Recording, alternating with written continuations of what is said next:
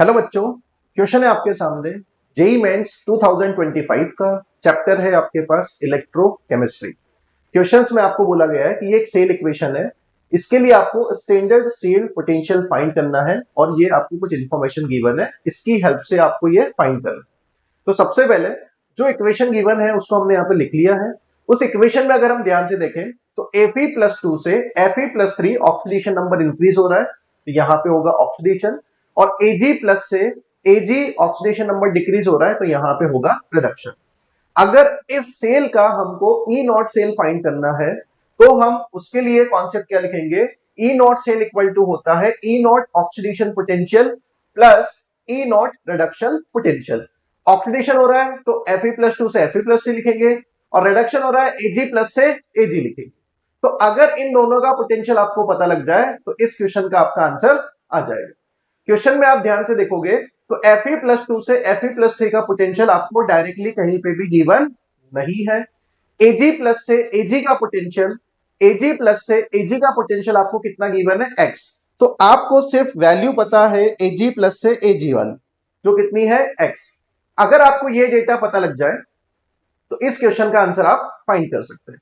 तो हमें जो यहां पे मेहनत करनी है वो Fe+2 से Fe+3 का डेटा फाइंड करने के लिए करनी है, जो ये दो इक्वेशन से आपको मिलने वाला है। इन दोनों इक्वेशन में ध्यान से देखोगे तो Fe+2 से Fe का पोटेंशियल दिया है y, और Fe+3 से Fe का पोटेंशियल दिया है z, और आपको फाइंड करना है Fe+2 से Fe+3। तो इन दोनों की हेल्प से आपको ये निकालना पड़ेगा। उसके लिए हम क्या कॉन्सेप्ट लगाएंगे कि आपके पास जो Fe है, पहले वो मान लेते हैं कि Fe से Fe+2 में गया, उसके बाद Fe+2 से Fe+3 में गया। क्लियर हो गया? अब क्वेश्चंस में देखो, Fe+2 से Fe का पोटेंशियल आपको गिवन है y। क्लियर है? तो Fe+2 से Fe का पोटेंशियल आपको गिवन है। उसके बाद Fe+3 से Fe भी आपको गिवन है, Fe+3 से Fe भी आपको गिवन है। आपको फाइंड करना है Fe+2 से Fe+3, Fe+2 से Fe+3 आपको फाइंड करना है। तो हम ये कॉन्सेप्ट लगा देंगे डेल्टा जी वाला। डेल्टा जी का कॉन्सेप्ट बोलता है कि इन दोनों का जो समेशन होगा गिब्स फ्री एनर्जी चेंज का, वो इसके इक्वल होगा। तो डेल्टा जी हम इसको मान लेते हैं कि यहां से यहां जाने में डेल्टा G1 नॉट है, ये डेल्टा G2 नॉट है, और ये डेल्टा G3 नॉट है। तो हमारा फॉर्मूला क्या होगा? Delta G3 not equal to delta G1 not plus delta G2 not. अब वन बाय वन हम सबकी वैल्यू पुट करते हैं। ध्यान से देखना, यहां से यहां पर 2 इलेक्ट्रॉन का चेंज है तो n की वैल्यू 2 होगी। यहां से यहां पर 1 इलेक्ट्रॉन का चेंज है, n की वैल्यू 1 होगी। यहां से लेके यहां तक 3 इलेक्ट्रॉन का चेंज है, n की वैल्यू 3 होगी। डेल्टा जी का फॉर्मूला होता है माइनस एन एफ ई। तो डेल्टा G3 क्या होगा? Minus N F E not Fe से Fe+3 का।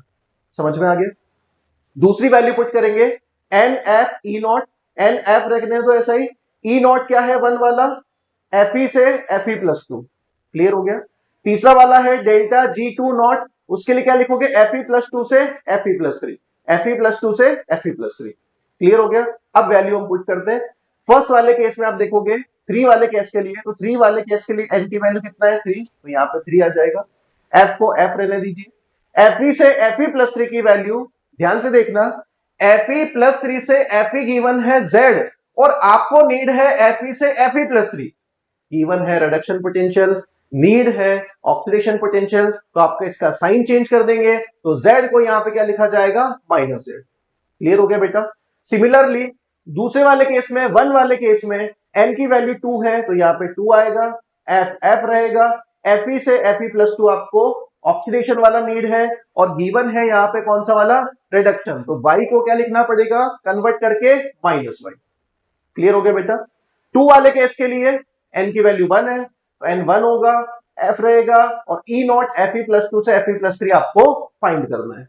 क्लियर हो गया? तो इसको अगर हम सॉल्व करते हैं तो ये आपके पास बन जाएगा 3z, ये आपके पास बन जाएगा 2f, और ये प्लस माइनस माइनस रहेगा, और ई नॉट Fe+2 से Fe+3 यहां पे हम ऐसा ही लिख देंगे। क्लियर है? f हमने कॉमन लेके कट कर दिया है, तो यहां से Fe+2 से Fe+3 का पोटेंशियल आपको कितना मिला? 2y minus 3z। और यही आपको क्वेश्चंस में नीड था कि अगर मेरे को Fe+2 Fe+3 का पोटेंशियल मिल गया है 2y माइनस 3z, तो इस वैल्यू को हम यहां पे पुट कर देते हैं। 2y minus 3z।